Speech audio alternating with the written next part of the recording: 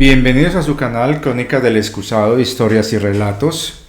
Hoy nos toca un recuerdo celular, el número 49, y se va a llamar 1908. Estamos en compañía de alguien muy pertinente sobre el tema,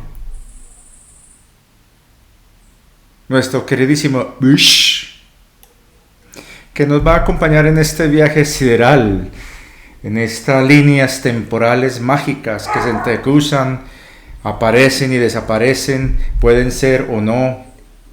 El asunto es que muchas líneas temporales han dejado de ser y han sido reemplazadas por otras en donde lo que antes era, en estas es solo un mito. Entonces, empecemos.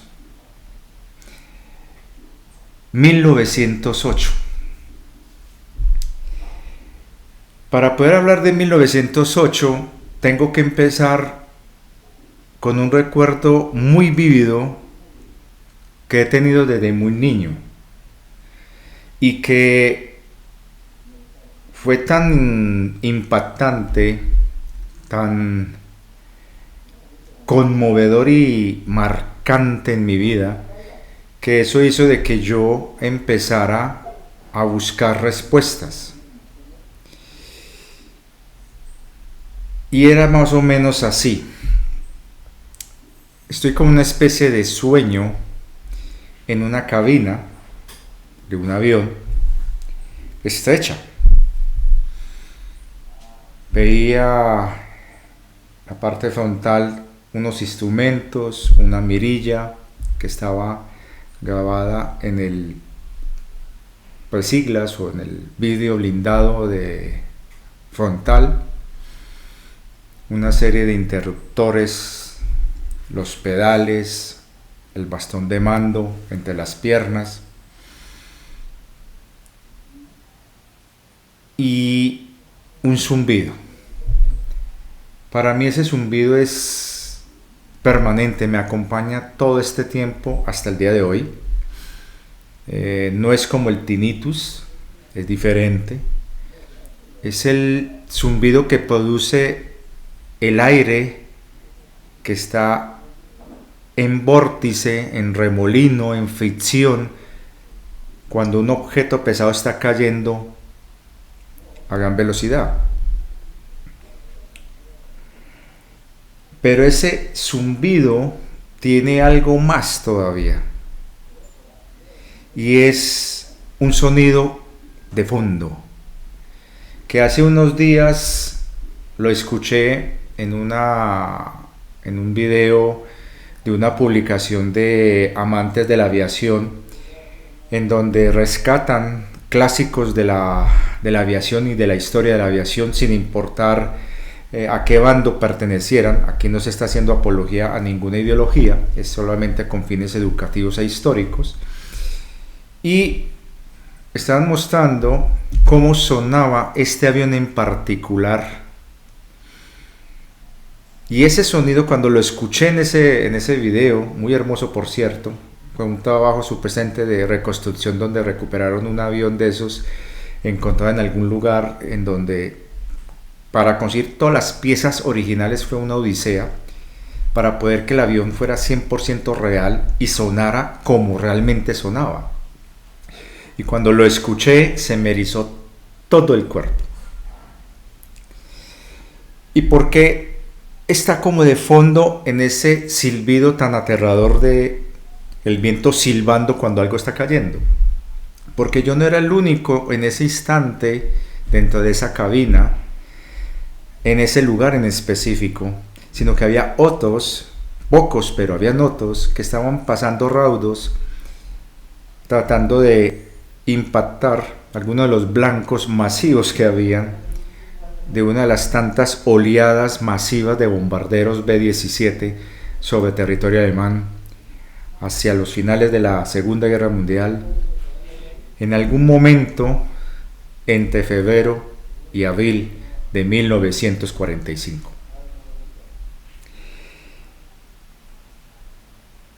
Esa imagen que yo tengo Me acuerdo el tipo de pantalón, pero es que me encanta mucho ese tipo de pantalón en particular, que si bien no se ve, no se comercializa fácil, hay parecidos o derivados de ellos.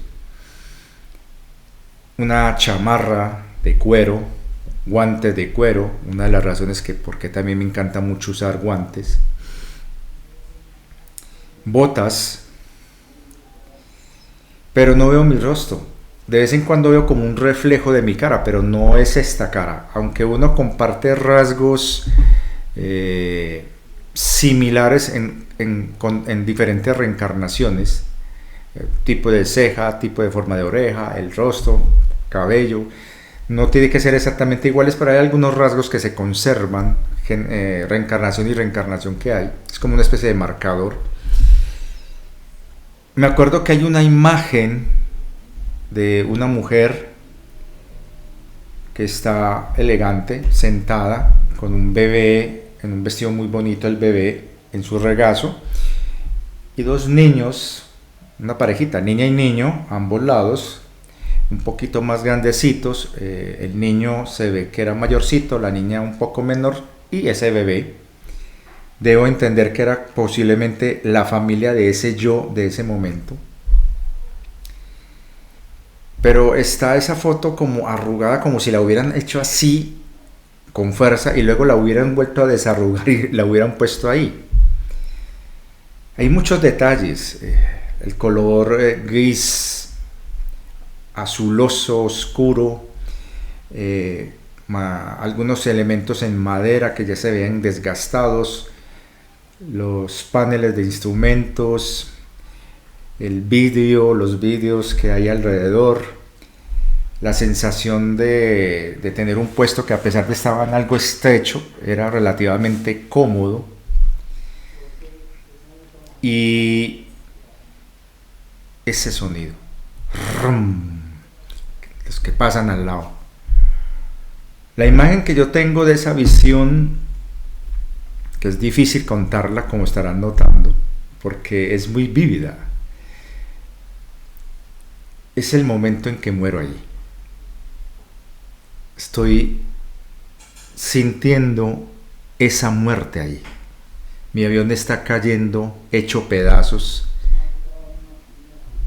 en llamas, pero por la velocidad del tirabuzón en el que estaba cayendo, las llamas giraban con el avión. Entonces uno veía como ese muro de llamas que a momentos se despejaba, dejando ver el cielo y los grandes bombarderos que iban, y esos otros aviones que iban a darles a esos, y los otros aviones, los Mustang, protegiéndolos, que ese es otro sonido que a mí me encanta escuchar, el del Mustang. Y momentos donde es puro humo negro, llamas, y luego el suelo girando rápido, y luego otra vez, o sea, y se siente una náusea. De hecho, hay veces que yo me levanto con vértigo, con náuseas, y una de las razones de por qué tengo como cierto miedo a las alturas es por eso, por estar viendo una caída eterna hasta el último instante. Lo más berraco es que estoy consciente en esa imagen hasta el momento en que el avión, lo que queda del avión, porque se va desarmando, despedazando en el aire, impacta contra el suelo, y cómo se aplasta conmigo ahí también. Entonces, de hecho, escucho el crujir de los huesos míos. Entonces, es una sensación muy fuerte. He tratado de recordar cuál era el nombre de ese piloto. He tenido imágenes flash, así como de su vida. Y cuando estuve en España, en Toledo, por ejemplo, tuve un flash donde yo me veía con un uniforme, con unos guantes, muy elegante, pero muy joven, caminando por esas calles de Toledo. Y luego me vienen imágenes de una zona desértica con mucha roca, pero pequeñita, y con arenas duras, una línea costera, una serie de fortificaciones y antiguos edificios, algunos son muy antiguos, en alguna zona entre Túnez y Libia. Siento el calor del aire, de hecho mi uniforme cambia. Luego tengo flashes donde el frío muerde, el frío es intenso en el cuerpo. El frío te carcome y veo desolaciones terribles, bosques hechos pedazos, grandes extensiones de hielo y nieve, un río a la distancia medio congelado y la imagen de una ciudad o el fantasma de una ciudad, de una silueta de una ciudad destrozada con múltiples incendios, humo, de un tono entre gris y café sucio y estruendos, gritos. Pero también tengo imágenes de una casa muy bonita, con una chimenea, con una biblioteca, con una pipa, que a mí me encantan las pipas, y veo una mujer muy, muy hermosa, una mujer que me está sirviendo, creo que es té, y escucho el llanto de un niño. Son recuerdos que se confunden, y entre esos recuerdos que se confunden, porque la vista que hay en esa casa es una casa como en una zona semiurbana, hay un bosquecillo y hay otras casas ahí cerca, pero con muros de piedra. Hay un camino donde se ven algunos carros, algunos de ellos son de color entre gris metálico y negro, muy pocos son de un color de azulado. Y veo una pintura de como que son familia o seres, personas que fueron de mi familia o de la familia de ese yo o de ella, no sé. Y he tratado de recordar el nombre mío. Me ha sonado mucho Frederick, Federico, Frederick, algo así, o Friedrich.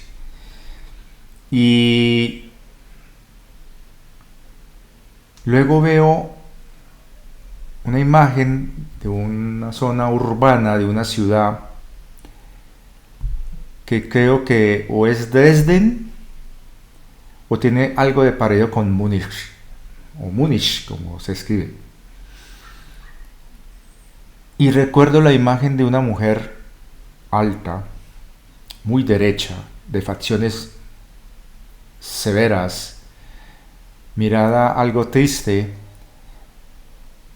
voz suave pero muy firme, y de un cabello de color casi dorado, con una tonalidad casi esmeralda, es rarísimo los brillos que daba, larguísimo, en una larga trenza que le llegaba literalmente a la altura de las rodillas. Y podía ser más largo, el asunto es que lo tenía recogido un moño acá y salía la trenza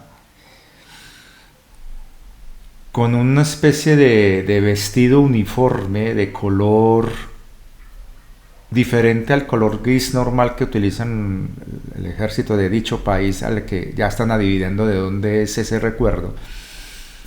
Era un color como entre este amarillo que hay acá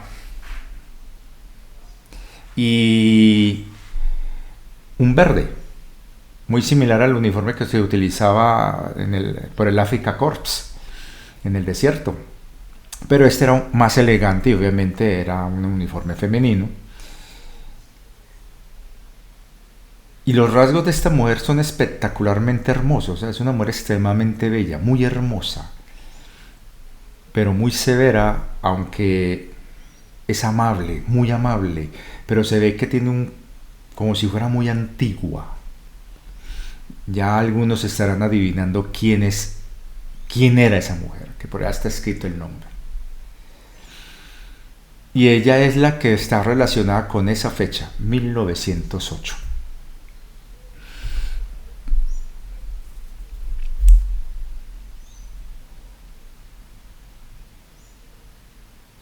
¿Qué pasó en ese año? Hubo unos videos que yo publiqué acá en el canal que hablé de ese evento y conté algunos detalles de esta mujer y que dejé como en stand-by que en algún momento iba a contar. María Orsic. Lo dije. Muchas personas no saben de ella y de pronto uno que otro la ha escuchado hablar y hay mucho mito, mucha leyenda en torno a ella. Pero la pregunta que uno se debe hacer realmente, ¿cómo alguien que tuvo significación dentro de la élite más cerrada, más rancia, digámoslo, de la aristocracia prusiana y alemana, que influyó enormemente en cierto movimiento que iba paralelo a esa ideología nefasta que dominó esa nación, no haya nada de ella? ¿Quién era esa persona para ser literalmente borrada de la historia? ¿Qué fue lo que hizo o por qué era tan importante que desapareciera todo rastro de ella? Eso es algo que muchos divulgadores ni siquiera se preguntan. Se van más hacia la anécdota, hacia la leyenda, hacia la historia y empiezan a contar una cantidad de cosas, pero no se enfocan en eso precisamente. ¿Por qué hay tan poco de ella? ¿Qué sucedió realmente con ella? Porque ella desaparece literalmente poco antes de la caída de Berlín. Y no hay rastro ni de ella, ni de las otras 4 mujeres que estaban con ella, y del séquito de personas que estaban relacionados con ella, y que los que se llevaron la información de ella, los pocos que llevaron su información, en realidad no tenían nada que ver con ella, pero que la usaron para poder continuar con lo que ellos creían era su propio destino manifiesto. Y que desafortunadamente hoy día se han torcido ciertas historias con una inclinación demasiado preocupante a esa ideología nefasta y que algunos han tratado de interpretar y de justificar y validar a partir de las historias, escritos y relatos de un señor de origen austral de apellido Moyano, y que desafortunadamente se ha generado toda una controversia alrededor de él, al nivel incluso del fanatismo, porque hay que diferenciar lo que algunas personas han conocido de su historia y que lo han tratado de aterrizar a los hechos y a la realidad sin apasionamientos de secta, pero están aquellos otros que han cogido y se han dado el permiso de propagar algo totalmente diferente y que está más inclinado a validar ciertos intereses ideológicos y mesiánicos. No es de extrañar las discusiones tan fuertes que hubo dentro o al interior de estas personas, sobre todo de parte de alguien que conoció muy de cerca el trabajo de este señor y que ella trató de hacer sus denuncias en las plataformas como YouTube y en algunas redes, en donde ella estaba tratando de desenmascarar todo ese entramado y sobre todo de cómo al tratar de hacerlo ella se convirtió en objeto de persecución y acoso. Voy a hacer una pausa. Era una motico, no faltan las interferencias.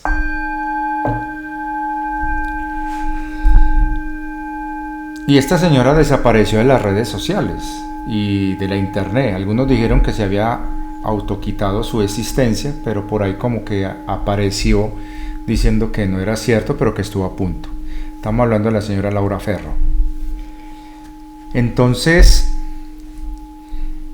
nadie se ha preguntado quién y por qué María Orsic desaparece literalmente de la historia. Y prácticamente no hay un registro real, fidedigno de ella. Pertenece más al mito, a la leyenda y a ciertas versiones de personas que quieren acomodar esa historia a sus propias creencias o pensamientos.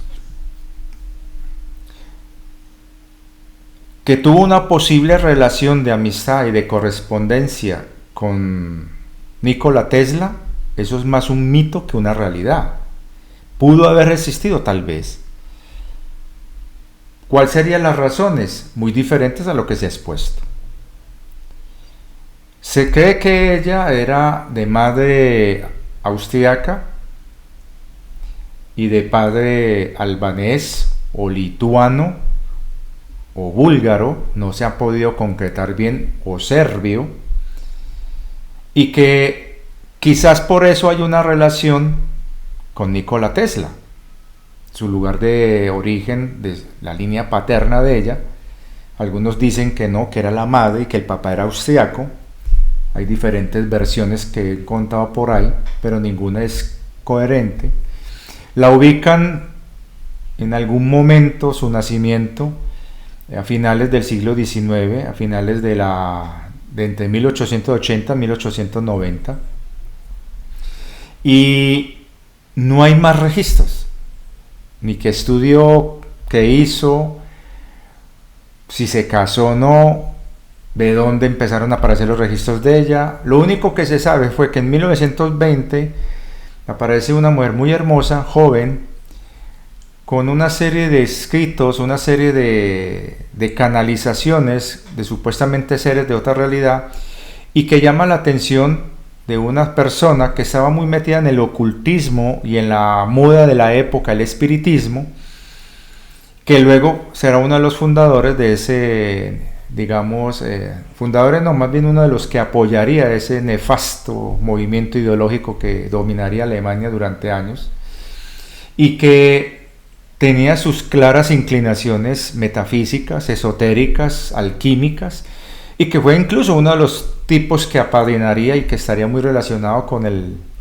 fundador de esa nefasta organización conocida como la SS, que tuvo su variante de una élite mínima de adoradores al culto al sol negro, y que van a estar aprovechando los recursos y todo lo que tiene que ver con el aparato de esta ideología ya en el poder en Alemania, para irse a diferentes lugares del mundo buscando reliquias, documentos y personas que pudieran facilitar desde lo esotérico y desde la manipulación de la energía, desde la energía contraria, lo que llamamos la energía dominante del demiurgo, la imposición y el éxito de su sueño demencial del Cuarto Reich. Entonces, eso hizo de que esta mujer entrara en ese círculo y se conformara un primer grupo que fue conocido como el grupo de los Brill. Hay mucha documentación y digamos, historias alrededor de los Brill y sobre todo lo que es la energía Brill. Y yo recomendaría que busquen esa información sobre lo que eran los Brill y los Thule en uno de los pocos que considero excelente divulgador en lo que tiene que ver con temas alquímicos y esotéricos, que es Revelando el Velo. Entonces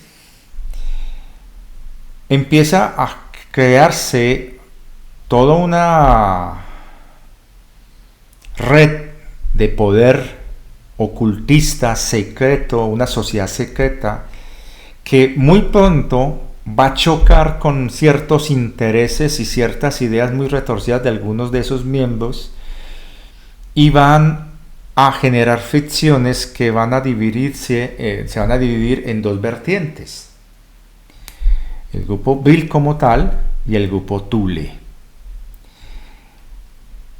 Y una de las señales de que aquí va a haber algo muy feo después fue ese autogolpe interno que se dieron ellos mismos, los de esa nefasta ideología.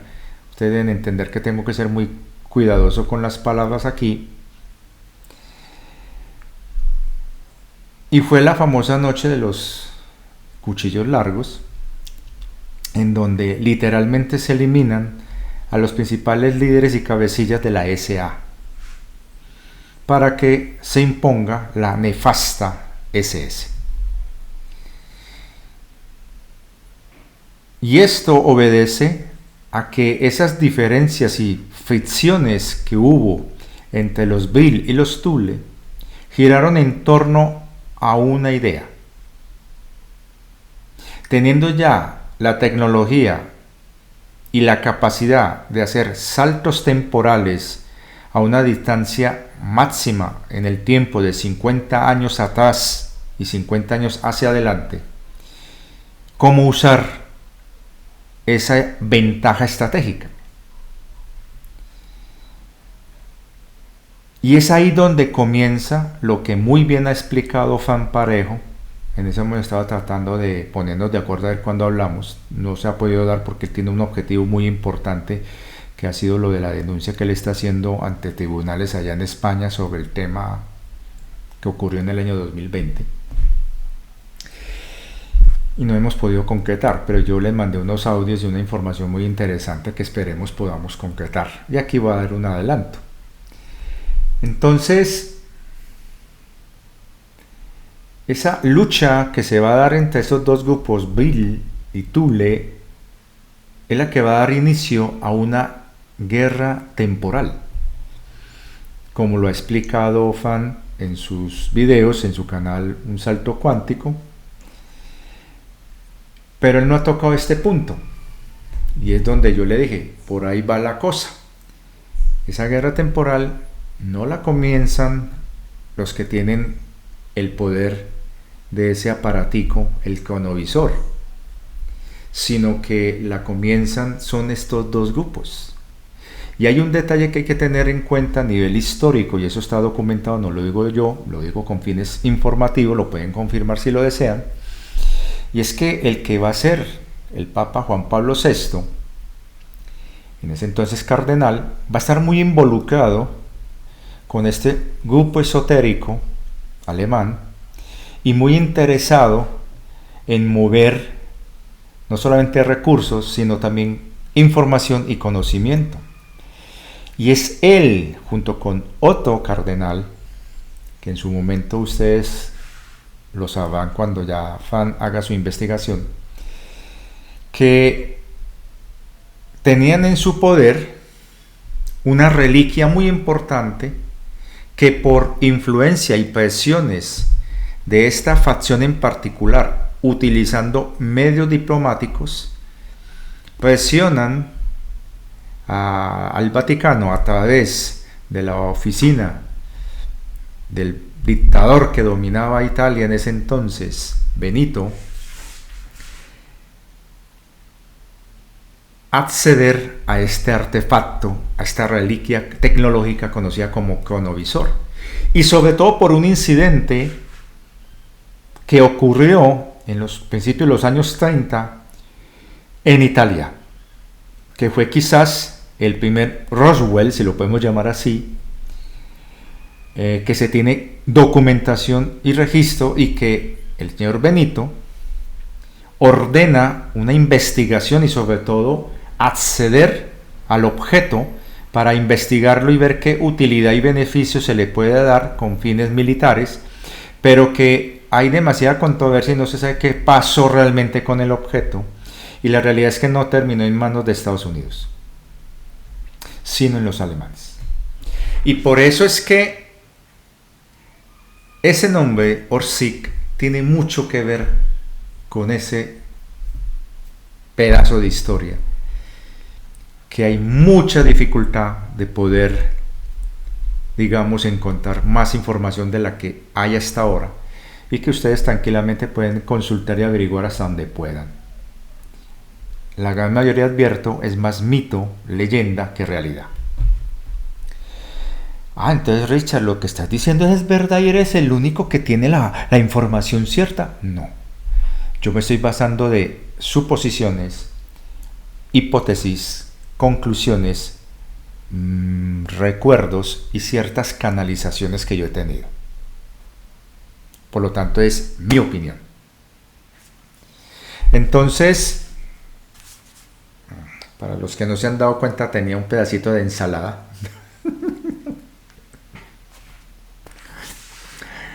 Es que acabé de almorzar. Entonces, sí, necesito babero.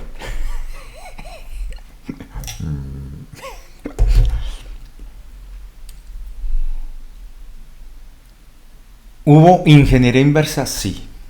Tanto el objeto recuperado por los italianos y que terminó en manos de los alemanes, como de esa reliquia que en el Vaticano le entregan a los alemanes en secreto y que ellos mejoran y perfeccionan,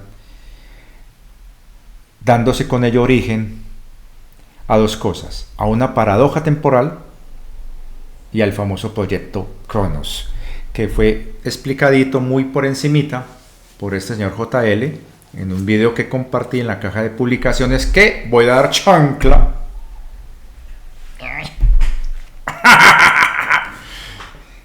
Hay mucha gente que no va a la caja de publicaciones a ver las cosas que yo publico y luego me hacen preguntas que uno dice, ay, bendito sea Dios. Y fuera de eso, no leen la descripción de los videos largos, en donde no solamente doy un pequeño resumen de lo que digo en el video y a veces agrego algo que no digo en el video, hago recomendaciones de videos musicales para más que todo relajación y meditación. A veces hago recomendaciones de libros ahí, y ahí está también el enlace a PayPal, el número o el nombre de la llave de Bancolombia para los aportes. Y es increíble que haya gente que no haga la pequeña tarea de fijarse ahí, pero bueno, ya está, cierra la chancla.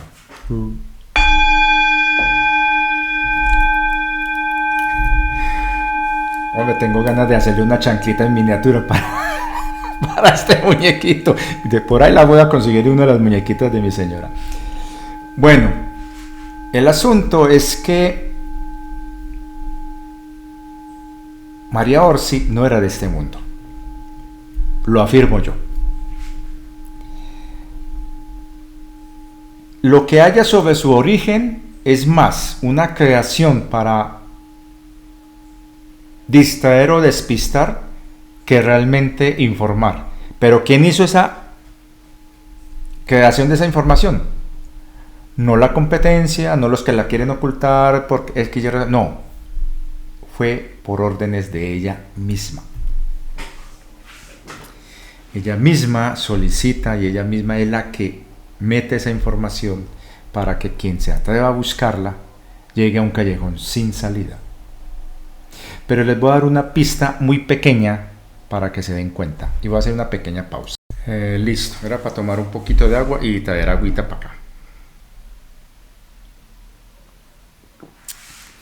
Hay un lugar que está rodeado de misterio y leyenda: el monte Busegui. Busegui, así con C y con G de gatico, Busegui, en Rumania. De ahí lo que algunas personas han creído que es María Orsi, de Rumania. Algunos dicen de Hungría, o de Bulgaria, o de Letonia. Bueno, se han ideado lugares diferentes de donde supuestamente es el origen de ella. Como dije al inicio, madre austríaca o padre austriaco, madre albanesa o madre rumana, o padre rumano o padre lituano. Bueno, eso ya usted lo investigará. Resulta que en el monte Busegui hay una serie de historias muy interesantes que están relacionadas con otra montaña que está ahí por ahí cerquita, en Serbia, la famosa Gran Pirámide de Serbia. Y todas están conectadas. Pero Buscema en particular tiene una característica y una connotación muy importante, porque aparte de que en esa zona hay oculta un secreto militar que involucra la época cuando dominó la cortina de hierro, en este caso la Unión Soviética, y que ese tipo de tecnología no quieren que caiga en manos de la OTAN y de los aliados o de la gente del Atlántico Occidental, fue sellado y cerrado ese lugar. Pero resulta que ese lugar fue hecho precisamente y colocado ese artefacto para la defensa de esa región y sobre todo para contribuir dentro de esa vaina de la Guerra Fría en una antigua base que es mucho más antigua y que tiene que ver con ese año 1908 y que corresponde a algo mucho más antiguo que se hizo ahí milenios atrás. Voy a dar un paréntesis para que lo entiendan, porque aquí voy a tratar de hablar lo necesario. Si se vieron la película La máquina del tiempo, la bacana, la bonita esa, donde hay un muchacho todo bacano, delgado, que viaja hacia el pasado y luego hacia el futuro y que encuentra una cantidad de cosas, hay una característica muy particular en esa película. Una muy particular que la gente no cae en cuenta y que de hecho la rescatan en esa otra película que se llama Lucy. El tipo se mueve en la máquina del tiempo en diferentes épocas, en diferentes líneas temporales, pero no se mueve del sitio. Ojo con esto. Cuando se hace una máquina que puede romper las barreras dimensionales del espacio-tiempo y moverse, en realidad no se está moviendo, se está ubicando. Se ubica en una línea temporal, en un instante. Eso es muy complicado y tiene que ser muy preciso, porque se tiene que conocer muy bien la posición real en este caso de la Tierra, no solamente en ese punto en el espacio, sino también del tiempo. Se tiene que saber muy bien qué había o qué estaba sucediendo en ese instante alrededor. Cualquier falla, así sea de un segundo, altera la realidad y sobre todo te ubica en una línea totalmente diferente a la que usted realmente quiere llegar. Así de complicado es ese tema. Y por eso es que tuvo tantas fallas y tantos accidentes, si lo podemos llamar así, que hoy día lo llamamos anomalías o PARS, que en realidad fueron ensayos y errores que generaron consecuencias por fallas de sincronización en la ubicación temporal en donde querían aparecer. Eso es algo que muchos locos por ahí, cuando hablan de las máquinas del tiempo, te inventan el cuento que es una máquina que se mueve. No, está en el mismo sitio. Entonces, para yo hacer, digamos, si yo hago una máquina del tiempo, y digamos la hago aquí en Colombia, yo puedo moverme adelante y atrás en las líneas temporales, y digo moverme en el sentido no de desplazamiento, sino de ubicación, en todo lo que tenga que ver con el lugar donde estoy. Esto es Colombia. Entonces, yo no puedo aparecerme en Alemania, en una máquina del tiempo, en la época cuando ocurrió el desastre de Teutoburgo,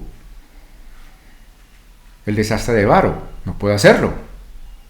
Lo que puedo hacer es aparecer en la época del año 9 después de Cristo, aparecer ahí en el lugar donde tenga instalada la máquina aquí en Colombia, y de ahí buscarme por mis medios, mis recursos, viajar, ahí sí físicamente, sea caminando, sea fabricando un bote, lo que sea, para llegar a Europa y de ahí llegar al bosque de Teutoburgo.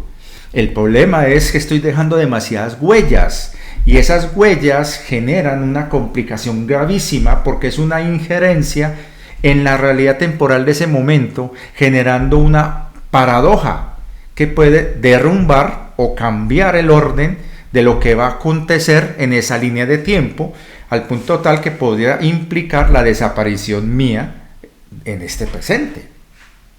Eso no es cualquier cosa, eso no es tan sencillo como lo pintan por ahí. Entonces, todas esas anomalías, todos esos OPARs, en realidad obedecieron a los ensayos y a los errores cometidos, a pesar de todas las precauciones que tomaron, los que empezaron a experimentar con esta tecnología, con este artefacto en Europa. Pero no explica las otras anomalías en otros lugares del mundo, por ejemplo en Estados Unidos, donde ellos hicieron una réplica de ese aparato también.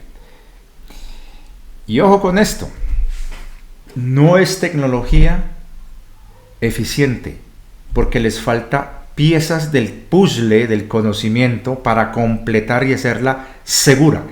De cada 10 saltos que ellos hagan temporales, fracasan 9. Y el único que resulta tiene 50% de probabilidades de ser éxito. O sea, se maneja totalmente la incertidumbre. Entonces, hay que tener presente que cuando estas personas hicieron esos viajes y se dieron cuenta que no podían, digamos, quiero ir a viajar en el año 100 antes de Cristo a Rusia, a lo que hoy día es Rusia, no podían hacerlo. Aparecían sí en el año 100 antes de Cristo, pero en el mismo lugar donde hicieron la máquina.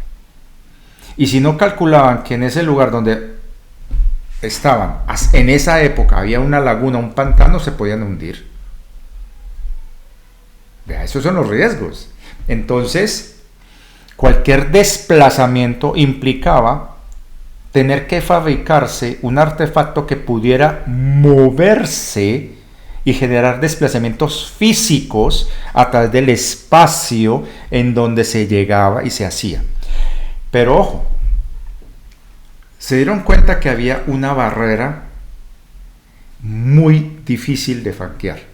Cuanto más te fueras hacia atrás, el algoritmo, o digamos la secuencia de hechos, se desproporcionaba a un nivel algorítmicamente gigantesco cuanto más se viaja hacia atrás. Y se dieron cuenta que había una zona segura, por llamarlo así, de solo 50 años. O sea que los que idearon esta máquina a partir de ingeniería inversa de lo que le entregaron estas personas del Vaticano, de una reliquia que ellos tenían y que pertenecía al siglo XVIII. Luego explico qué pasó con eso. Ellos se dieron cuenta que después de muchos ensayos y errores, descalados donde perdieron personal que en algún momento algún arqueólogo los va a encontrar y va a decir, ¿y estos manes qué están haciendo aquí? Si es que no los han encontrado ya y lo tienen calladito. Se dieron cuenta que había un margen seguro de 50 años. Alargarlo más llevó a una idea muy loca que ellos hicieron. Retroceder saltos de 50 años hacia atrás. Construyen la máquina, pero se llevan los elementos necesarios, o al menos las indicaciones necesarias para hacer esa misma máquina, pero con los recursos que hubieran en ese tiempo, 50 años atrás. Y así, pam, pam, pam. Cuando hicieron el primer salto hacia el futuro, se dieron cuenta, aparte de que aparecen en una época que no pertenecían ellos para nada, que había más recursos. Y eso permitió acelerar. Pero no podían traer esos recursos de ese futuro hacia el pasado, porque crearían una anulación temporal.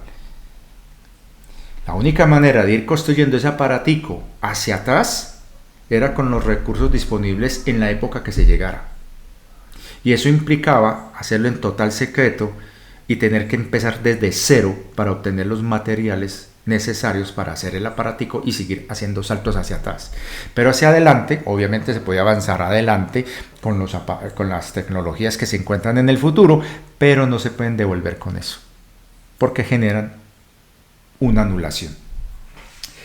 Eso hizo de que dentro de esos ensayos y errores se empezara a buscar la manera de imponer sus ideas o sus creencias, y eso llevó a una confrontación entre el grupo Thule y el grupo Bill. Los Bill no querían injerencias, no querían interferir, porque ellos tenían otro propósito que solamente unos pocos sabían, y tiene que ver con ese año. En cambio, los Thule sí estaban más ambiciosos, querían el poder, el control del mundo, y ¿por qué no?, de la galaxia. Cha cha cha cha. El Imperio contraataca. La marcha imperial. Lord Vader. Tam, pam, pa, pa, pam, pa. Bueno, por ahí va en la pista, ¿no? Y aquí es donde entra Maria Orsic.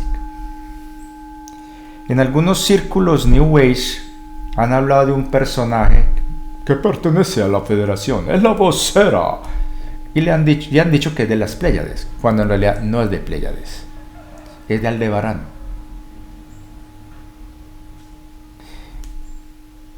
Y esa persona, Amira, en realidad es Maria Orsic. Y ella sabe que uno de los riesgos que ella enfrentó fue quedar atrapada en un bucle temporal. Y ella lo sabe, y ella sabía que ese era el riesgo que ella tenía. Y no solamente ella, el equipo que vino con ella.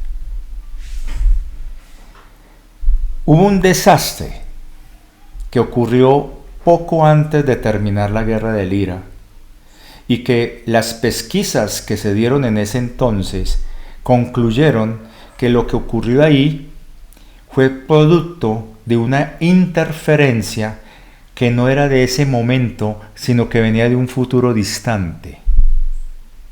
A ese desastre, que lograron contenerlo a duras penas, lo llamaron la distorsión de Orión. Y lograron encontrar el momento en donde se da esa distorsión. El momento en que se logra crear una máquina, un artefacto lo suficientemente avanzado y poderoso como para retroceder a los instantes finales de la Guerra del IRA, millones de años atrás en esta línea temporal nuestra, y hablo atrás de manera figurada. Y pretendieron cambiar el resultado para favorecer el emerger de un imperio galáctico no reptil en ese futuro distante. Y que todo girara en torno a los que crearon ese imperio en ese futuro, en donde ellos serían los amos de todo este cuento, desde el momento que termina la Guerra del IRA hasta hoy día, hacia el futuro. Es un enredo el hijo de madre, pero tiene mucho que ver con lo que les estoy diciendo. Y se logró contener. Y se empezaron a hacer las pesquisas. Una de las razones de por qué existe la zona de cuarentena y la zona de exclusión, que ya hace poco, y ya compartí el video, que lo publicaron en Gran Misterio, hay una hipótesis que se habla de que nuestra galaxia está en un vacío cósmico. O sea, están validando lo que yo dije aquí hace varios años en un video, cuando hablaba de la zona de exclusión y la zona de cuarentena. Una de las razones de por qué se crea esa burbuja, esa zona, es para evitar que la anomalía también temporal afecte el resto de la creación de materia. Y se contiene en esa zona. Y se empieza a rastrear el punto focal. Y el punto focal va a estar en Marte. En una fecha que a tiempos de la época en que llegó Maria Orsic estaba a 352 años en el futuro de ese año. Y hay una persona que no hay claridad cuál es su función, si es con la intención de ayudar y digamos reparar la embarrada que hubo allá, o modificar las cosas para que en últimas él salga beneficiado. Y yo lo he dicho aquí, sonará descabellado, pero es que Elon Musk no es de ahora, él viene de esa época. Y está en esta época y ha hecho algunos saltos hacia atrás para mover hilos, fichas que lo beneficien y lo posesionen en el momento en que él empezó a ser público en esta temporalidad. Y él está tratando de llevar adelante su objetivo máximo, que Marte sea una colonia de la Tierra, pero no de la época alemana de los años 30, sino de la que él quiere imponer, de su época, a la que él retrocedió, o sea, esta. Si no me entiende, para que vayan viendo lo confuso que es hablar de tiempos entrecruzados. Entonces, para que vayan más entendiendo toda esta maneja, resulta que cuando se identifica el momento donde se da esa vaina, empiezan a rastrear en qué instante se da la primera pieza del rompecabezas para lo que va a suceder en ese momento, en ese futuro en específico. No fue fácil hacer ese trabajo de identificar ese instante, ese momento. Tan difícil fue que cuando lograron aparecer en esta realidad espaciotemporal en el año de 1908, a duras penas lograron evitar una tragedia y un desastre de dimensiones épicas, más allá de lo que usted se pueda imaginar, y lograron, entre comillas, aterrizar en una zona mínimamente despoblada en medio de la nada. Es conocido hoy día como el evento Tunguska. Fue una falla de sincronización interdimensional temporal de una milésima de segundo, que llevó casi al desastre, porque la nave le ocurrió algo parecido a lo que pasó con el famoso proyecto Filadelfia en los primeros ensayos. Investiguen lo del proyecto Filadelfia y sobre todo lo que le pasó a esos marinos. Entonces resulta que por esa falla de esa milésima, la nave quedó en un estado de falta de sincronización, generando un daño estructural catastrófico, que cuanto más tiempo estuvieran en ese instante, aumentaban las probabilidades de desintegrarse y irse pa'l carajo todo el proyecto. Lo que pudieron hacer fue desembarcar un equipo de 20 personas antes de que la nave fuera irrecuperable y pudiera devolverse otra vez al momento donde salió para hacer las reparaciones e intentar un nuevo salto, que tuvo éxito alrededor del año 2011 o 2014, entre esos años fue, en el que hubo un enorme tsunami. Decidieron que la nave apareciera en las profundidades del Océano Pacífico para que amortiguara el impacto interdimensional, pero trataron de controlar al máximo los daños colaterales y desafortunadamente se dio unos daños colaterales. Yo aquí no tengo claridad si fue realmente en el 2011 o si fue en la del famoso tsunami de Indonesia en el año 2004-2005. Ya cuando me llegue más información veré cómo fue, pero la anomalía del Pacífico en realidad fue esta misma nave que apareció en Tunguska en 1908, pero esta vez en el Océano Pacífico para aprovechar el mismo peso y la presión del agua para poder subsanar un error de calibración de una milésima de segundo. Y la nave está ahí y está operativa. Y la misión de ellos era recuperar a esta gente. ¿Por qué estoy señalándole a ella? No, no es por ella, estoy señalando así, o sea, la gente que está ahí. No se pongan a pensar, no, ella no. Entonces el asunto es que en 1908 descendió un equipo de 20 personas. Ese equipo de 20 personas se dividió en 4 equipos de 5 personas. Cada equipo estaba liderado por una mujer. La misión de ellos era, según los objetivos de cada uno de ellos, identificar momentos, personas, lugares e instantes que les permitieran completar lo que faltaba de información para poder determinar quién sería la persona que fue elegida para generar esa distorsión. Ya todo el mundo adivina quién es, ¿cierto? El del señor del bigotico, ¿no?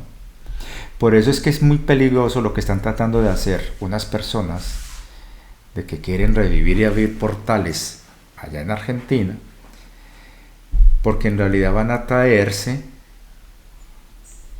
a un personaje que ya no debería estar aquí. Ese personaje sí murió, pero de viejo, como lo han dicho algunos investigadores, en una mansión ahí en alguna parte de Argentina. Pero quieren traerlo cuando todavía está en plena facultad, en sus capacidades, en este instante, e insertarlo en la conciencia de alguna persona que ya tienen elegida para eso. Eso se llama migración de conciencia. Es un caballo de Troya lo que quieren hacer. Entonces, es un tema complejo, muy complejo, y de hecho a mí me cuesta hablarlo acá. No sé si... Lo único que sé que nada se hace sin que la divina fuente lo sepa. Y por eso es que las cosas ocurren, para que las cosas se resuelvan de una manera mínimamente dañina. Y el mero hecho de hacer algo bien bonito, como lo estamos pensando hacer, tal vez pueda modificar ciertas cosas, aplicando un principio muy básico que es: el observador afecta al observado. En 1908, la nave aparece ahí, tiene ese incidente y se tiene que ir. Se suponía que no debían haber aparecido ahí, pero un error de una milésima de segundo significó miles de kilómetros de diferencia. Entonces, ese equipo tuvo que moverse, desplazarse y contactar a una quinta persona que había sido insertada en otro viaje temporal, pero que involucró solamente a un individuo. Esa persona llevaba ya décadas haciendo trabajo de campo, observación y sobre todo adecuando un antiguo laboratorio, un antiguo cuartel que tenían, y que por esos errores, ires y venires, aún seguía existiendo en el lugar, pero no como ellos lo habían pensado, pero servía para lo que ellos querían hacer. Esa quinta persona también era una mujer. Entonces el equipo de estas 4 mujeres, con estas 20 personas en total, van a repartirse en diferentes lugares: Inglaterra, Italia, Francia, Estados Unidos y Alemania. Y van a tener un lugar donde se van a encontrar y van a tener la posibilidad de comunicarse en, digámoslo, en una banda subespacial, utilizando argot de Star Trek, con el equipo de apoyo de una nave que estaba en órbita estacionaria en un lugar inaccesible para los humanos de la época. Incluso hoy día sigue siendo prácticamente inaccesible, pero que permite monitorear toda la Tierra y el sistema solar. son los famosos puntos L que hay entre la órbita de la Tierra, Luna y el Sol, donde se equilibran las mareas gravitacionales y permite estar, de acuerdo a las necesidades, en una posición permanente y segura. Son las famosas zonas L. Entonces, o Leonard, creo que se llama Lorentz, las zonas Lorentz o L, porque fue un físico matemático el que calcula las famosas zonas Lorentz, de apellido Lorentz. Bueno, entonces el asunto es que algunas personas han asociado el caballero negro con esto que les estoy diciendo. Sí y no. Para dar un paréntesis, otra vaina loca que les voy a comentar acá, porque este video, yo sé que nadie, ningún otro canal ha dicho estas vainas. Por eso es que apoyen el canal, caramba. Los famosos triángulos, que ha habido tanta controversia en el mundo ufológico y donde prácticamente hay una prohibición total al hablar de ellos en esas agencias allá en Estados Unidos, es los famosos SR3B, que no solamente tienen tecnologías antigravitacionales, sino también tecnologías temporales. Es ingeniería inversa de uno de los objetos, entre comillas, capturados, que pertenecían al equipo del Caballero Negro, para que lo tengan ahí de ceja y ceja. Y eso está explicando por qué tanto avistamiento de esos famosos triángulos. Ahora, no me quiero salir del tema de la guerra temporal, porque esto es un tema que vamos a hablar con Fan, pero el asunto es que estos 5 equipos se van a reunir y van a tener su base de operaciones en el Monte Busegui. Y cuando las cosas se complicaron y tuvieron que irse, esa zona, mediante una hábil estrategia de ingeniería social y manipulación psicológica, se logra manipular al líder de esa nación a finales de los años 45, entre los años 45 y 50, para que, sin saber realmente qué había abajo, construyera encima lo que construyeron, para después, años después, se clausurara la zona por la amenaza y el riesgo que implicaba que cayera en manos de la OTAN o que la OTAN tomara represalias contra ellos. Eso es muy confuso y muy complicado, pero bueno, por ahí va la cosa. Eso que ellos estaban allá, digamos ese cuartel, la líder de las 5 mujeres era María Orsic.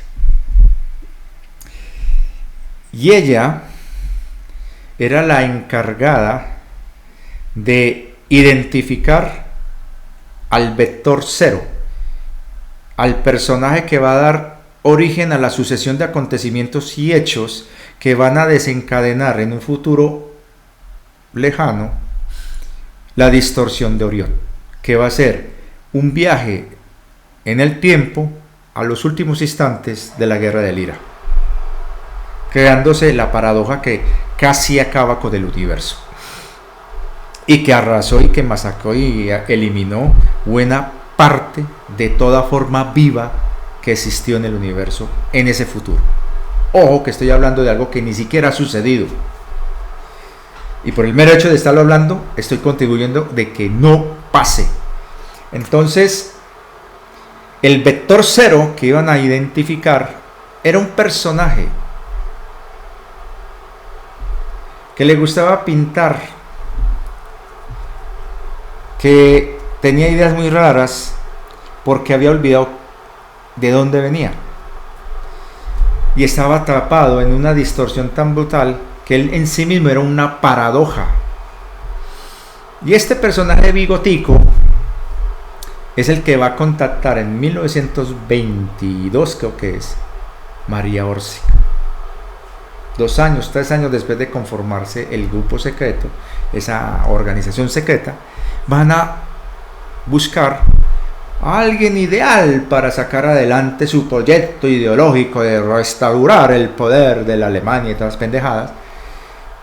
Pero para Orsic eso era una fachada, porque el verdadero objetivo de ella era identificar el vector cero y manipular las cosas de tal manera que el mismo vector cero llevara al fracaso algo que no debía suceder.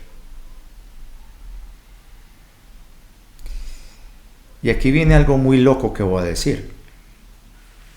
Pónganse a mirar el genotipo, la apariencia física de Elon, Milley y el del bigote.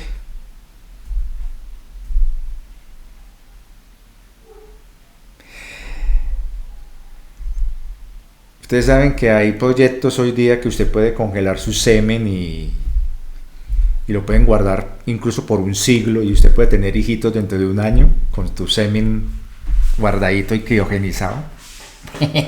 Ya van viendo la cosa y ya van viendo el peligro de lo que quieren hacer estos señores o estas personas que quieren hacer lo que quieren hacer por allá en el Austral, en el país del sur. Habemos un portal para la nueva era, para el nuevo Edén, el nuevo paraíso. Entonces, toda esta vaina tiene sus raíces ahí. Suena loco, sí. Más loco lo que están haciendo ellos, pero bueno, yo me estoy divirtiendo. El punto es que ustedes van a decir, esa quinta persona que quedó mucho tiempo acá, ¿era María José? No. Era mi Brenda. La única que tenía pelo corto. Y lo más extraño, era la que más aparentaba ser la más joven. Pero las imágenes que hay de Brenda, o Gaidel, o Goodyear, tiene diferentes nombres que según los grupos secretos que hay por ahí que publican de vez en cuando distorsiones. Yo la llamo Brenda, Brenda, porque ese yo, Frederick o como se haya llamado, la conoció. Ella llevaba siglos acá. Y allá en ese lugar en Busegui había una cámara especial donde ella pasaba largos periodos de sueño cuando ya no era necesario hacer trabajos y se despertaba cada tanto. Loco, sí, suena loco. Y hay un detalle más. Todo esto que yo les estoy narrando lleva a que todo lo que se vivió, todo lo que se dio, tenía el propósito último de evitar un desastre. Yo voy a hacer una pequeña pausa para ir al baño. Listo. Es mucha información y estoy tratando de sintetizarla porque se me dan bloqueos. Y aquí hay un personaje único, Leonardo. Leonardo da Vinci no trabajó solo. Otro que también estaba relacionado, pero iba por otro lado, fue Miguel Ángel. Hay cosas que hizo Miguel Ángel que no tuvieron tanta parafernalia como si las tuvieron Leonardo da Vinci. Y hay otro personaje más aquí, Galileo. Y hay otro que tuvo mucha información muy loca, que fue el Bosco. O sea, si yo me pusiera a hablarles todos los pormenores de esta vaina, esto es para que un video de días de estar hablando acá. Pero no me quiero salir de la idea sentada. Leonardo fue el que intentó reconstruir un artefacto, una reliquia que pasó de generación en generación como un secreto muy potente dentro de la iglesia, y que a él, por su ingenio, lo pusieron a buscar la manera de repararlo. Leonardo no lo quiso reparar. Lo que hizo fue el primer intento de ingeniería inversa y logró hacer una especie de prototipo que funcionaba a medias, que permitía tener imágenes como las de un proyector videobeam, pero muy distorsionadas, con sonido muy alterado e imagen, principalmente imagen. Para tener sonido tenían que estar en un lugar que fuera de la época. Para los que hacen grabaciones de psicofonía dentro del mundo de lo paranormal, saben que si usted va con una grabadora, sobre todo las de ahora, las digitales, que son muy sensibles, no las de los celulares, sino las grabadoras anteriores, esas digitales, las que salieron después de las análogas, de las de cinta, las digitales, las de famosas grabadoras de periodista. Cuando usted va a un lugar, a una casa, a un lugar abandonado, y usted graba por varios días, a la misma hora, en el mismo instante, pone a grabar una y otra vez ese lugar, en ese instante, en ese momento, usted puede captar sonidos de lo que ahí hubo años atrás. Porque hay ecos, porque recuerden que el sonido, la voz, es una forma de energía. Y eso se va diluyendo gradualmente hasta que desaparece. Es como cuando uno toca un cuenco. Hay un momento donde usted lo deja de escuchar, pero no deja de vibrar, sigue reverberando. Y si yo coloco una grabadora dentro de una hora, en un momento que haya total silencio, aún se puede captar los ecos de reverberancia del cuenco. Entonces resulta que con una grabadora electrónica, una grabadora de esas de periodista, usted puede grabar voces de personas que vivieron 10, 20, 30, 50, 100 años en ese lugar. Entonces este cronovisor había que llevarlo. Si querían ver la vida de Jesús, no lo podían hacer desde el Vaticano. Eso es absurdo. Tenían que ir a Jerusalén. Tenían que ir exactamente al sitio donde tengan conocimiento de que por ahí pasó Jesús o que él habló ahí, y colocan el aparato y logra captar los ecos o residuos energéticos de lo que sucedió ahí en una época pasada, en un momento dado. Y eso es lo que hacía ese cronovisor en particular. Y los alemanes lo perfeccionan. Ojo, ese cronovisor que les estoy comentando fue lo que logró desarrollar con los escasos recursos Leonardo da Vinci. Incluso se sospecha que él pudo tener una versión para él propia personal, con la que él vio cosas del futuro y del pasado que le permitieron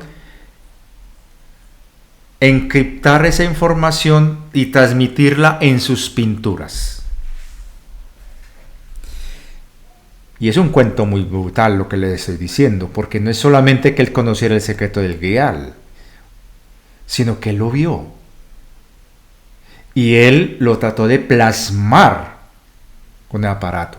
Pero ese aparato, cuando mínimamente funcionaba y todavía tenía batería, porque la batería de ese aparato se acaba alrededor del siglo XII. Y adivinen quién tenía ese aparato en su poder y bajo custodia, porque en aquellos tiempos turbulentos la iglesia no tenía una sede propia fijamente como la que llamamos hoy día en el Vaticano. Adivinen quiénes. Los templarios. De hecho, es muy probable que los templarios hayan sido realmente los que encontraron el artefacto y que lo hayan custodiado, y que luego la iglesia, en un acto de traición, se los quita y se lo quedan ellos hasta que la batería deja de funcionar, y luego lo guardan hasta que aparece un Leonardo que tiene la capacidad y el ingenio no de volverlo a activar, sino de hacer algo similar con ingeniería inversa, y hace ese pequeñito aparato que les estoy comentando, pero que es muy posible que él se reservara para sí mismo el truco principal: una fuente de energía que alimentara el aparato. Se sabe que Leonardo hizo ensayos y experimentos con baterías para generación de energía. Entonces, es muy probable que él haya activado el aparato, o al menos el que él hace como ingeniería inversa. En todo caso, los alemanes lo van a perfeccionar y de ahí se va a derivar el proyecto Cronos. Listo. Y por eso es que era tan importante la misión, y esa falla de una milésima hizo que ellos aparecieran en un año, pero no en la fecha correspondiente y no en el lugar que querían. Y eso obligó a replantearse y a reorganizarse. Y el equipo desciende y sabe que se va a enfrentar a una encrucijada y a una paradoja, porque cuando vuelva a aparecer esa nave, va a ser en un futuro donde ellos, entre comillas, no van a estar. Porque la paradoja de una línea de tiempo es que cuando usted deja de estar en esa línea de tiempo, usted no puede volver a la misma línea de tiempo, por mucho que lo intentes. Por eso el peligro de tratar de traer la conciencia de ese bigotico de finales de los años 30 a este presente. Como saben que no lo pueden encajar porque oficialmente murió en 1945, extraoficialmente murió en 1977 o 1979, y algunos dicen que en 1981, y ya no debería existir. Pero en esa locura se les ocurrió algo muy loco. ¿Y qué tal si traemos su conciencia? Entonces, aquí viene la paradoja. Lo que va a desencadenar la guerra temporal fue ese incidente que ocurrió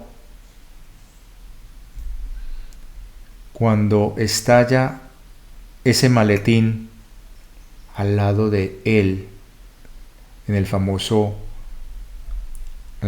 la famosa operación Valquiria. Ahí fue cuando hicieron el cambiazo, porque ellos sabían que iba a ocurrir eso y lo usaron para poder hacer el cambiazo. Ese Adolfito que aparece después de ese evento, la operación Valquiria, es irreconocible.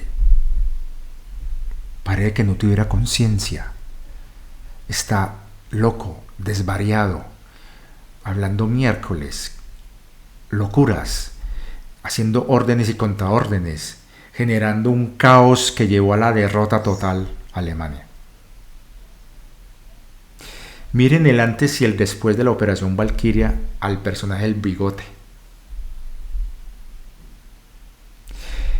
El estar yo diciendo esto ya altera ese evento y está alterando el evento que viene, pero estamos en un medio.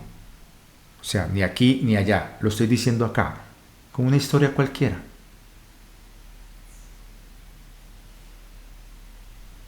Entonces, Maria Orsic, y quizás por eso, contactarían a ese piloto alemán, porque sabían que la siguiente reencarnación de ese piloto alemán estaría hablando frente a un computador en un canal de YouTube.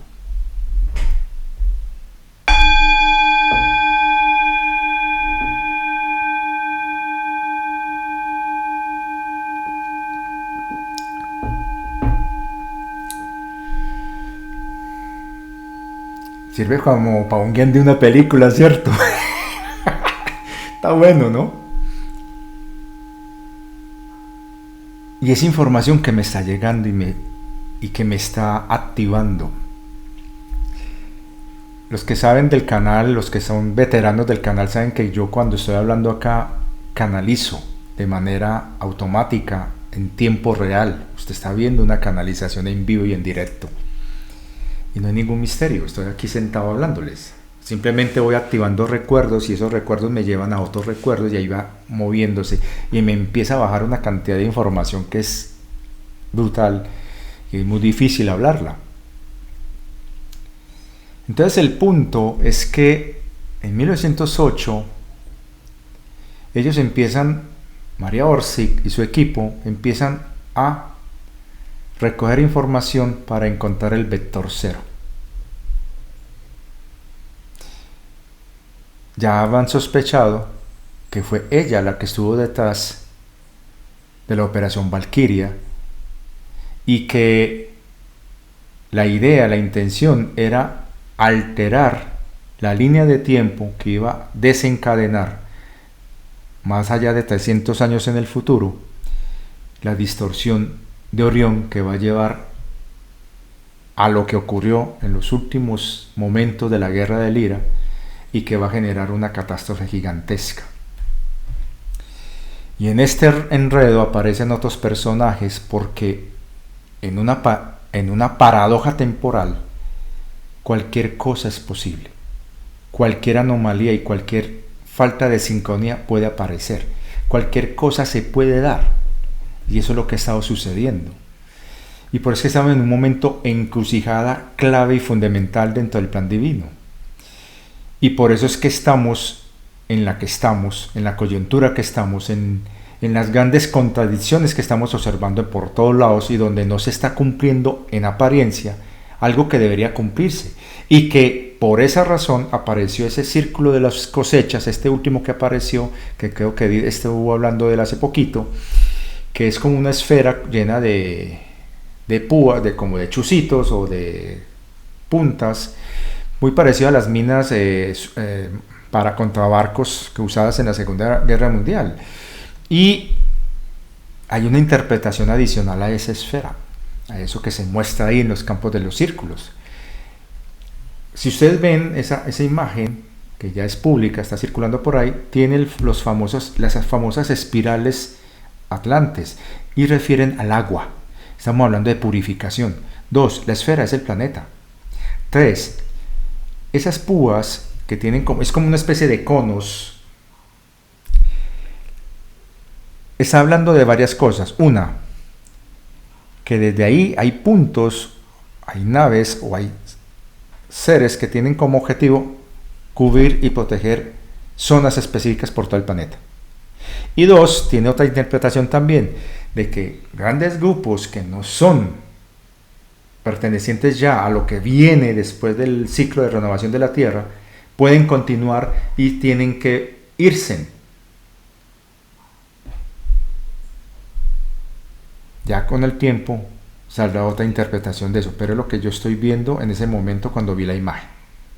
Entonces, quieren los Thule que sobrevivieron y que continuaron y que han estado y tienen su base de operaciones en Argentina, quieren, al darse cuenta de que esa operación, que era inicialmente para romper ese ciclo, lo pueden utilizar a su favor haciendo lo que llamamos un paralelo, un caballo de Troya, y es migrar una conciencia de alguien que debería haber sufrido un daño muy severo y no poder terminar su ciclo, y traerlo a este presente, pasándose todo ese periodo de esa línea de tiempo para abrir una nueva línea de tiempo a partir de este momento hacia adelante. Ese es el caballo de Troya que quieren meter. Ese fue el mensaje que a mí me llegó, que tenía que develar a Magog, detener a Gog y exponer a Gog, creo que sí se llama. Entonces, todo esto es muy complicado hablarlo acá porque eso genera repercusiones, pero sea lo que sea, lo único que les puedo decir es que Maria Orsic, de una extraña manera, desapareció de la historia. Y voy a mostrar algo que es esa foto es la más famosa de todas en la historia, del famoso avistamiento de los Miller. Esta. Muchos ufólogos han dicho que es una nave supuestamente pleyadiana. Y la realidad es que no. Esta es una nave que no viaja en el espacio, sino que es una nave que se ubica a nivel temporal, entre dimensiones. Es una versión muy avanzada, futurista, del proyecto Cronos, de la famosa campana. Similar a esta nave en la que se fue Orsic en algún momento entre febrero y abril, posiblemente mayo, de 1945, junto con unos pocos, hacia lo que hoy día conocemos como Aldebarán.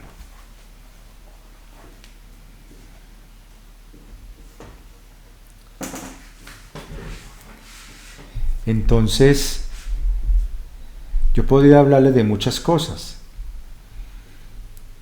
de por qué estalló ese conflicto entre los Bill y los Thule, que ahí les estoy dando la idea.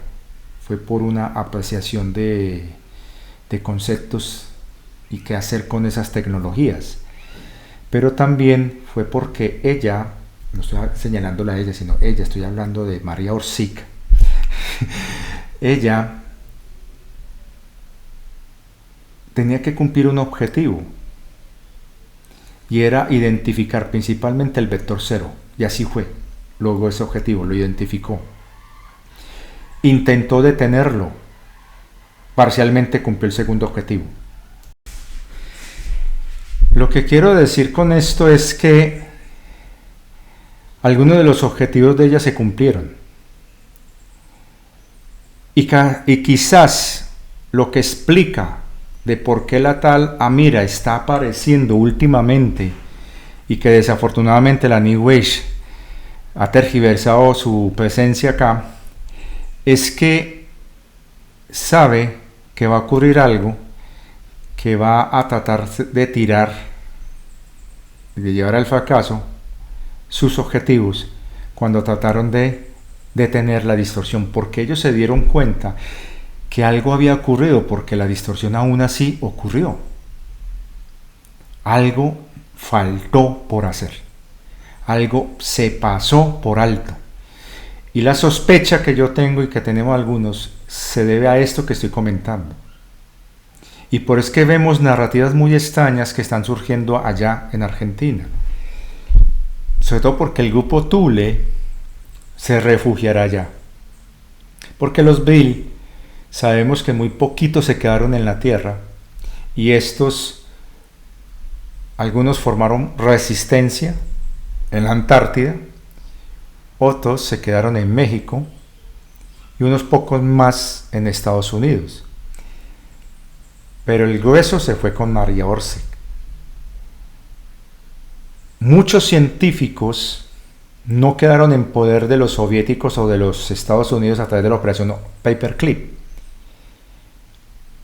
Una parte de ellos fueron llevados por submarinos, fueron 4 submarinos, fueron llevados por submarinos a Paraguay, vía Uruguay, Argentina, y se estuvo haciendo trabajos. ¿De qué tipo? Lo que se sabe es que en sus ideas retorcidas estas personas han querido revivir ese cuentico de su imperio de los 1000 años. Y han estado haciendo de todo y reclutando gente que es susceptible a creer en sus ideales. Entonces, vemos que uno de los objetivos de ellos es crear una raza cibernética, una raza de superhombres que no sean humanos, sino sintéticos a base de silicio. Y qué particular que esa narrativa tiene su meca allá. La famosa cuarta revolución del señor Klaus, que también tiene genética del señorito aquel,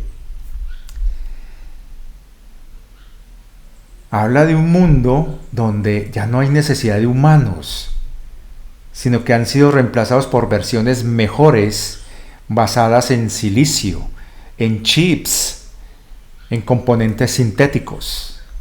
Ya no tienen las limitaciones de las emociones humanas, de los afectos y el amor humano. Ya son eficientes, productivos, obedientes, serviles. Entonces, poco se ha hablado de los experimentos biológicos donde se han mostrado simplemente lo que hizo ese monstruo de Mendele, pero no se ha hablado de aquellos experimentos donde trataban de implantar componentes biomecánicos y de reemplazar partes del cerebro con componentes que permitieran la sumisión del sujeto a seguir órdenes y a seguir ciertos comandos. Y esos experimentos continuaron. Y son la base de algunos proyectos secretos que hay en este momento en el programa espacial secreto de Estados Unidos. O al menos eso es lo que están diciendo por ahí algunos informantes que han salido a la luz pública. Entonces vuelve otra vez a protagonizarse la Antártida y Argentina. Y qué particular que por esa época va a ser visible en Argentina el cometa Atlas. Y si sabemos el simbolismo ritualista que manejan los Thule, para ellos eso es una fecha importantísima. Y no es para traer el paraíso a la tierra como están pregonando los ingenuos que están colaborando con eso, sino realmente el advenimiento de su locura del Cuarto Reich. Entonces, si esto es o no es, no sabría decirles. Lo único que sé es que María Orsic tiene todo un halo de misterio en donde uno no sabe si era la heroína o la villana. Si ella realmente se quedó entre nosotros o se fue. Y lo único que sabemos es que fue una mujer enigmática que sabía mucho más de lo que se sabía en esa época y que estaba fuera de su tiempo. Aquí en el canal yo expliqué más o menos quién era la comandante Orsic, jefe de comunicaciones de una nave, que esa misma nave, fue descrita en uno de los caballos de Troya de JJ Benítez, la que ocultó el sol en Jerusalén. Esos saltos se estuvieron haciendo buscando varios objetivos y metas dentro del proyecto que se estuvo haciendo de romper la matriz y la malla de atrapamiento. Y el otro objetivo, que era encontrar el vector cero, casi fracasa y todavía estamos pendiendo del hilo a que ese bucle se dé o no se dé. Hay gente muy ingenua haciendo cosas que creen que es para un mayor bien. Puede ser que están manipulados y engañados, tal vez tienen buenas intenciones, pero desafortunadamente estamos hablando de personas y seres que están detrás de ese tema con mucho poder y que tienen ideas muy locas de crear un imperio de 1000 años que va a llevar a un desastre que no debe ocurrir en un futuro cercano y que va a tener su punto de partida en Marte. Entonces, ahí les dejo. Creo que con más preguntas que respuestas. pero al menos les di pistas y les di ciertos elementos para que ustedes puedan sacar sus propias conclusiones y que cuando yo esté hablando con Fan en un video que vamos a hacer, pues de pronto tocaremos este tema y lo profundizaremos un poquito más y quizás él tenga elementos nuevos que aportar y yo en ese momento algún tipo de información me va a llegar por canalización y la pueda decir. Pero de todas maneras, ese último recuerdo que yo tengo de ese piloto cayendo en un Messerschmitt MEBF 109 G2 con un emblema que es el corazón invertidito, que es creo que la sota de bastos, creo que se llama ese corazón de bastos.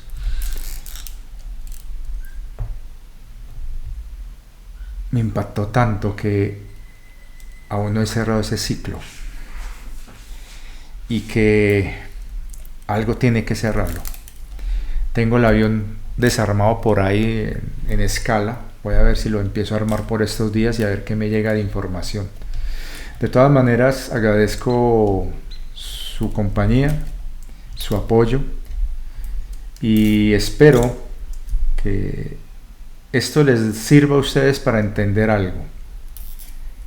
Hay cosas muy maravillosas que están ocurriendo y que tienen una razón de ser que va mucho más allá de lo que muchos de nosotros podemos saber o conocer.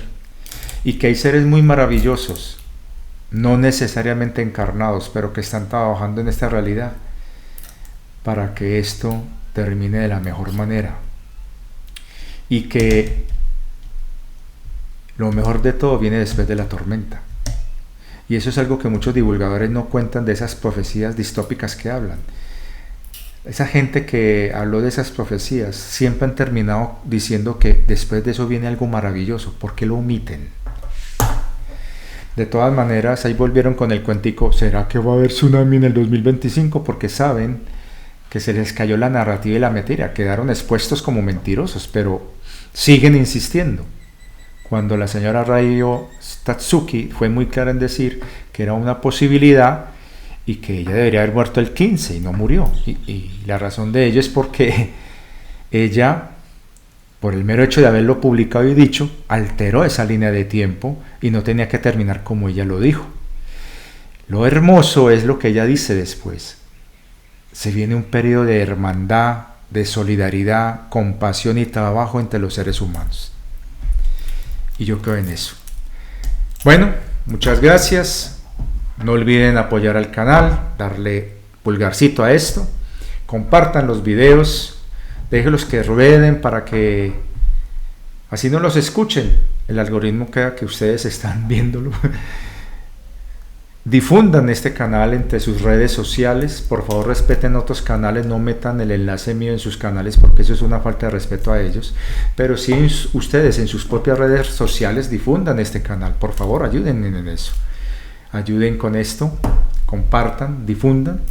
Los que me quieren acompañar con PayPal, al final de la descripción de este video aparece en la parte de abajo el enlace a PayPal. No lo copien, denle clic, porque si lo copian sale incompleto, ¿no? Denle clic y ahí mismo te va a llevar a PayPal para que puedan hacer sus aportes, los que son de fuera de Colombia. Los que son de Colombia es a través de la llave Bancolombia, que es @ todo en minúsculo y pegado, Richard 102. Y ya saben, estamos aquí para compartir y crecer. Gracias a las personas que me están colaborando, gracias por el tinto en el aeropuerto de aquella persona que nos compartió una ayudita, gracias al que nos está colaborando desde México para el viaje a Argentina. Vea qué cosas tan irónicas. Gracias a las 2 personas de Argentina que ofrecieron su espacio, pero yo voy a tratar de ser la mínima carga posible. Y ya hay todo un programa y un itinerario para ese viaje que está en conocimiento de Edith y que no se va a divulgar simplemente porque usted lo pida. Simplemente vamos a estar en unas fechas específicas. Va a haber unas invitaciones en su momento a las personas que demuestren que tienen la intención de ir con sus propios medios, o los que van a aparecer allá en Argentina. Estén muy pendientes porque tanto Edith como yo, cerca a la fecha, se les va a avisar para que puedan ir al lugar. Pero ese tema de que, díganos por dónde van a estar, cuál es su itinerario, sin decir quiénes son, de dónde son, cómo van a aportar o colaborar, eso suena como raro. Entonces, no hagan preguntas que no se les va a responder. Simple y llanamente vamos a estar en unas fechas muy claras, que son del 24 al 29 de noviembre. Va a haber una serie de actividades muy bonitas, no van a tener ningún misterio, no vamos a ir de confrontación con nadie. Es como una especie de fiesta de integración bien bonita, de energía positiva vibrante, todo chévere. Y yo voy a estar unos días antes para reunirme con algunas personas que son del canal y que viven allá. Y los que deseen acompañarnos a las actividades que vamos a hacer, pues en su momento Edith publicará ese encuentro, que va a ser público, y como cualquier encuentro público se avisará con unos días de antelación para los que viven allá puedan desplazarse a ese sitio y no hay ningún problema. Aparte de eso, los que quieran colaborar con los productos de Edith, ya saben que ella fue muy clara, que nos va a dar las utilidades de los que compren sus productos escribiendo al correo serintegral@gmx.com y simplemente decir, eso es para apoyar al viaje de Richard y Pau a Argentina. Entonces disfruten de los productos de ella, experimentenlos, mírenlos cómo funcionan, y los que quieran viajar y quieran estar allá, se recomienda preferiblemente en parejas, porque es el equilibrio del sagrado masculino y femenino, y que tengan sus propios medios, porque no vamos a ofrecer tours, ni vamos a vender paquetes, no, nada de eso. Cada quien con sus recursos llega allá, ya nos encontramos y bacano. Hay algunos gastos que hay que hacer, por ejemplo, hay unas personas que van a facilitar el transporte, hay que colaborarles con la gasolina y con ciertas cosas, porque es lo justo. Entonces, en ese momento los que nos acompañan van a quedar una cuotica para colaborarle a las personas que están facilitando los vehículos y cosas de ese estilo. La alimentación, cada quien tiene que velar por ella, lo mismo que dónde estar alojados. Yo por eso es que estoy buscando la manera de no molestar a nadie y de pronto pagar hotel. Pero hay algunas pocas personas muy cercanas a nosotros que nos han dicho, te ofrecemos este lugar, vamos a mirar si lo podemos, si está dentro de lo que nosotros manejamos. Y por favor, los que quieran colaborar y me digan, Richard, ve, yo te voy a ayudar aquí en Argentina. Sí, dime tu nombre, una imagen que yo te pueda ver. ¿En qué parte de Argentina estás? Creo que póngase en mi lugar. Usted, nadie lo va a estar buscando, pero a mí, que soy público, mucha gente va a querer buscarme. Entonces necesito saber quién me está contactando, en qué lugar, y que esa información que yo pueda verificar, y porque tengo mis personas en Argentina que la pueden verificar. Que ¿por qué tan desconfiado y paranoico? Pues desafortunadamente estamos lidiando con unas fuerzas que hay algunas personas que en su mentalidad es mejor tenerlas a distancia. Entonces, cuanto más me ayuden para evitar malentendidos y roces innecesarios, mejor todavía, porque vamos en paz y vamos acompañados por la divina fuente. Muchas gracias y espero que comprendan eso y no me pregunten por itinerarios y tampoco Edith. Vamos a estar en Argentina, en unos sitios específicos, en unas fechas específicas, y faltando unos días antes de esa fecha, los que son de Argentina van a recibir la información públicamente si pueden trasladarse en el lugar, como cualquier evento. Así como ella ya anunció que en septiembre va a tener un evento muy bonito allá en Buenos Aires. Entonces, igual, nosotros vamos a avisar en su momento. Pero los lugares específicos, hay dos muy particulares en donde vamos a estar, solamente se van a decir a los que estarán con nosotros y que nos van a acompañar desde allá, o que hayan viajado allá y nos los encontremos allá. y solamente allá, en persona y solamente de voz, de palabra, les vamos a decir para dónde nos vamos. Es simplemente de confiar, ir con mucho amor y sobre todo disfrutarlo. Misión imposible. Este mensaje se autodestruirá en 5, 4, 3, 2, 1.